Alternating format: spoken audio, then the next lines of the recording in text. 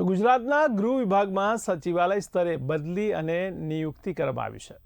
તો ઉપસચિવ અને સેક્શન અધિકારી વર્ગના અધિકારીઓની નિમણૂક કરાઈ છે. અધિકારીઓની વિવિધ શાખાઓમાં નવી જવાબદારી સોંપવામાં આવી છે. તો સંદીપ વી ભામોરને ઉપસચિવ બજેટ સેક્શન તરીકે નિમાયા છે. તો શિવરાજ પુરોહિતને ઉપસચિવ ફરિયાદ અને માનવ અધિકાર શાખા અપાઈ છે.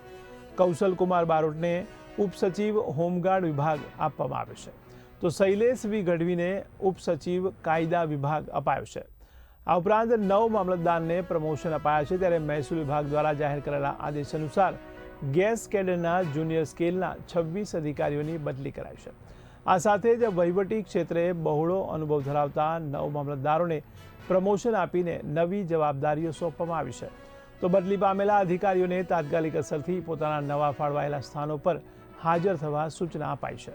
81 નાયબ સેક્શન અધિકારીઓની બઢતી સામાન્ય વહીવટ વિભાગે વહીવટી સુગમતા માટે કરી છે. ત્યારે 36 સેક્શન અધિકારીઓની જુદા જુદા વિભાગોમાં આંતરિક બદલી કરાઈ છે. આ ઉપરાંત વહીવટી તંત્રને વધુ મજબૂત કરવા માટે 81 નાયબ સેક્શન અધિકારીઓને બઢતી આપીને સેક્શન અધિકારી તરીકે પ્રમોશન આપવામાં આવ્યું છે. બદલી અને પ્રમોશનના આ સંયુક્ત નિર્ણયથી રાજ્યના સરકારી કામકાજમાં વધુ પારદર્શિતા અને ગતિશીલતા આવશે તેમ માનવામાં આવી રહ્યું છે.